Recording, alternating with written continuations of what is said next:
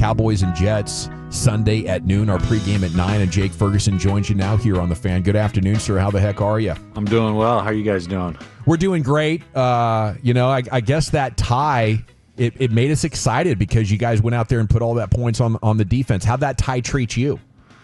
Yeah, I'd rather win. There was something on Twitter, or I guess X, but it was some reporter had asked Dak, it was like kissing your sister, and that's what I ran with. I mean, it's just, you work all week, you go all week, and you're grinding, and it is better than a loss, but at the same time, it leaves you with a weird taste in your mouth for sure. It made me it made me start to look up, Jake, that ball players with really attractive sisters.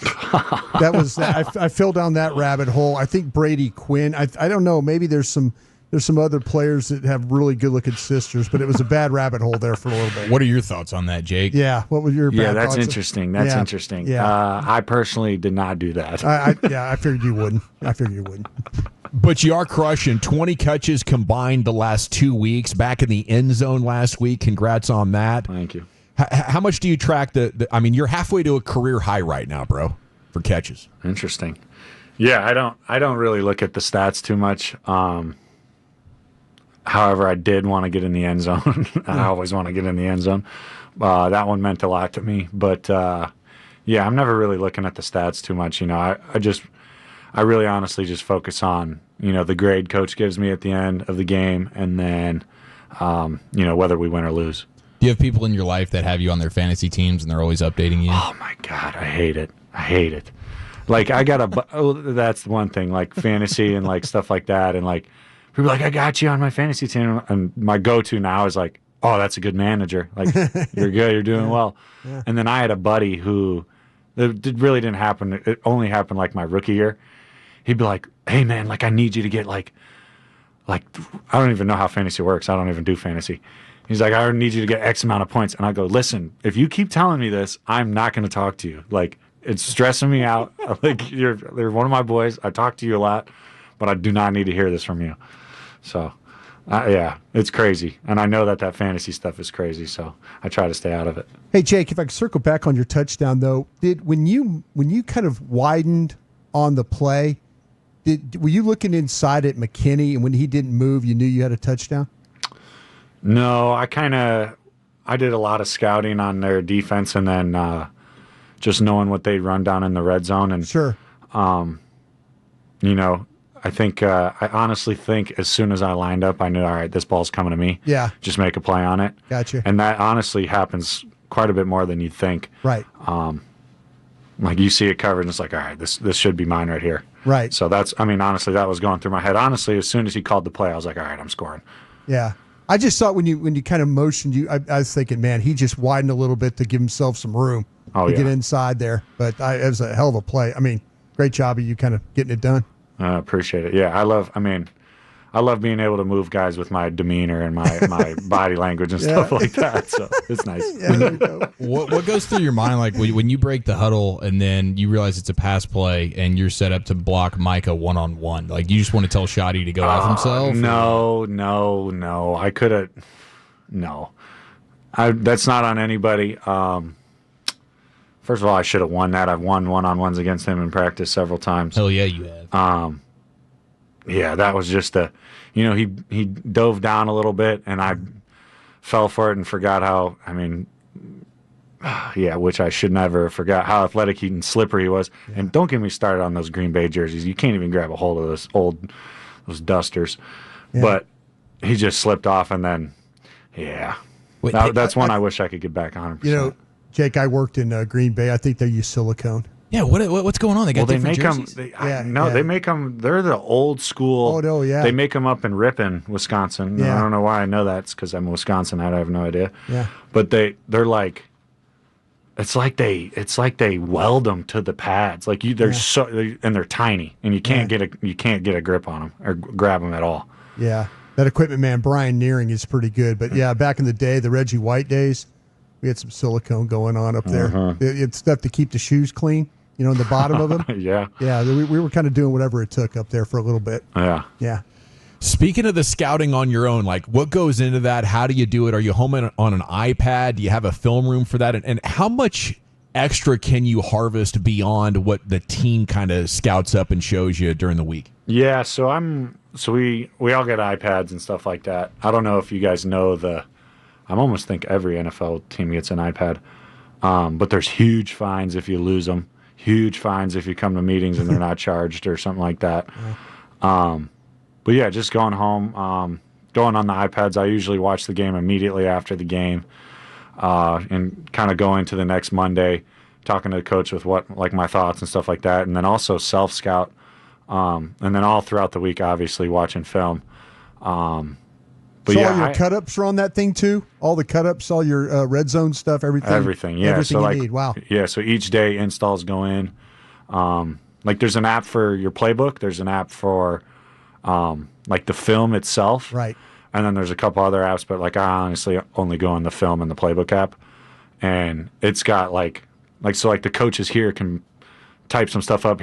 Put in pictures and stuff for the playbook, and then they send it out that night. All you got to do is click down, like sync. Wow. And it syncs everything.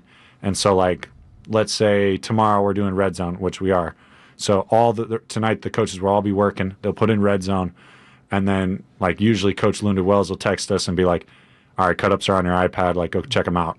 And that's around like 8 o'clock. Yeah. And so I can even look at it tonight. Like, all right, this is what's going in tomorrow. Sometimes what I like to do is, see what's going in tomorrow, watch a little film on the red zone. Cause I love the way Coach Wells does it. He's got this tape that he starts basically on Monday/Tuesday of every scenario. And like, this is a bunch of stick routes like ran against these guys. This is like base blocks and all this stuff. And you can go in there and be like, okay, this is like what I'm marrying up. How does this look like based off of what we're trying to run? And like, you can just pull pieces and kind of just see what things might look like, or, what you're planning on doing and stuff like that. And so it's a great system, and yeah, you just got to buy in, obviously. So, hey, Jake, with all the stuff you do now with that, but have you ever fallen asleep in a meeting? No, nah. Do you have teammates that have it? I'm not asking to call out names, because I had a teammate at LSU one time fell asleep, and the coach called him out, and he said he was praying for the team. That was his answer. That's a good one. That he goes, probably coach gets you is out of praying it. for the team. Yeah. Yeah. And what do you say to that? But you never fallen asleep in a meeting, right? I've had a couple of those ones where, like my eyelids are getting real heavy. And like, I've had one or two where, my eye might shut, and then I like jolt back up, and everyone looks at me, and I was like, I just held a coffin or something. Like, you just got to play it off. But yeah, no, I haven't. I had a dude in college who would sleep, and he obviously, I won't say any names, but he would just be knocked out. When you say huge fines for leaving the iPad, losing it, or not having it charged, like what is it? What would you consider a huge fine? I think it's like 20 racks if you lose it. Oh, jeez. Yeah, and then like if you don't have a charge, they're pretty lenient on that one, because we've got charges all over the place. But like, if you need it charged and you're in this meeting, like, and they're like, everyone pull out your iPads or something like that, like, it might be around like 4 or 5, something like that. Who would you say is the funniest coach, especially when it comes to the discipline stuff, like chirping in meetings, things like that? Is there somebody that is just hilarious? Shoddy's pretty good at it. But it's not a like in the moment it's funny. It's like after the fact that it starts to be funny. Yeah. And then Clayton Adams always has, and then obviously Lunda Wells, like, he's got like, he'll take like for example, like he'll be taking the rookie through like a down block. So we have this down block that's a type of block or whatever, and Coach Wells wants it said just like he says it, like his words specifically, like just as he says it.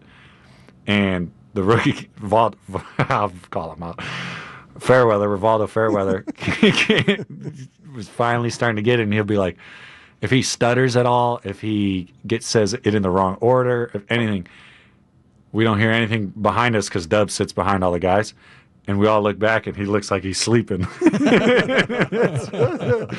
He's like, "We're getting close, champ. You're getting close." And then so the other day, Valdo had gotten it right, or somewhat right, and Dub goes, "Oh, there's a God. There's a God."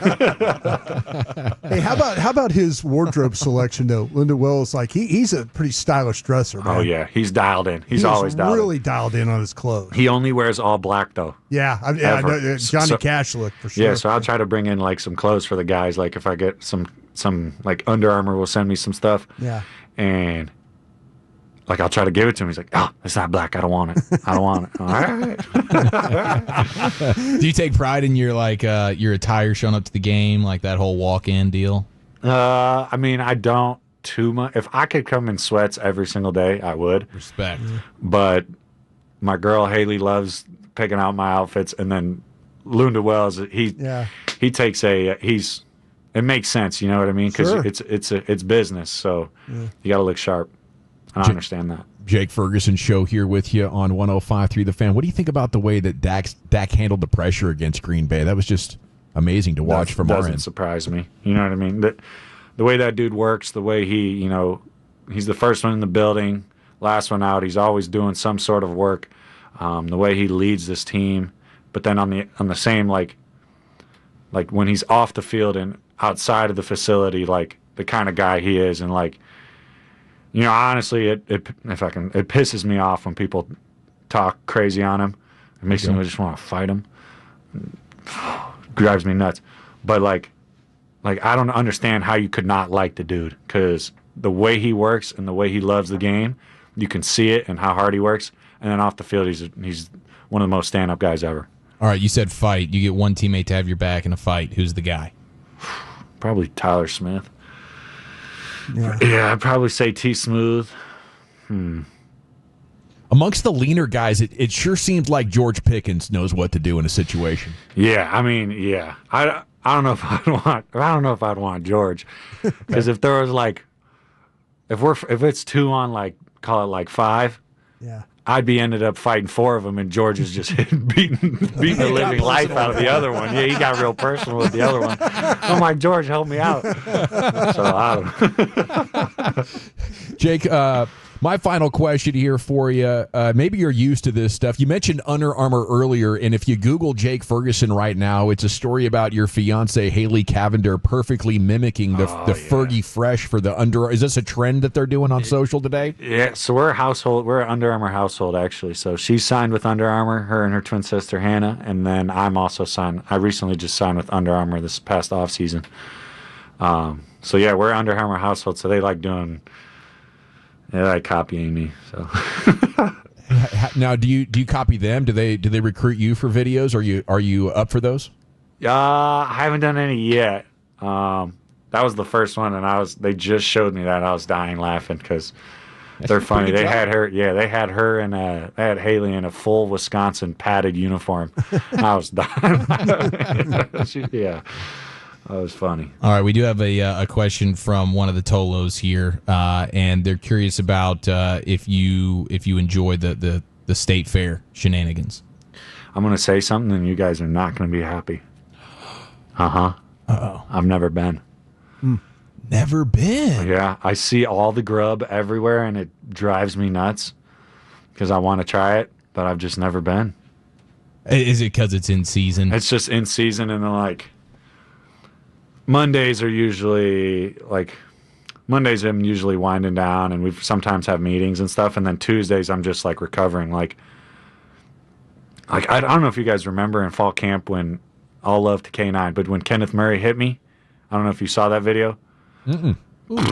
Man, Light you up pretty good. I mean, my back's still humming. So like, I'm doing all the work I can to just like make sure I can like, because when I wake up, I'm like super sore, and then like I'm basically just preparing for practice and stuff like that. But yeah, my Tuesdays are pretty full with recovery. So just ice bathing the hell out of yeah, it. and I actually just got a sauna and a Nordic Wave cold plunge in the backyard. Clutch, bro. Yeah, it's big time. It's big time. I got it set at 38 right now. I go in for like 3 to 4 minutes.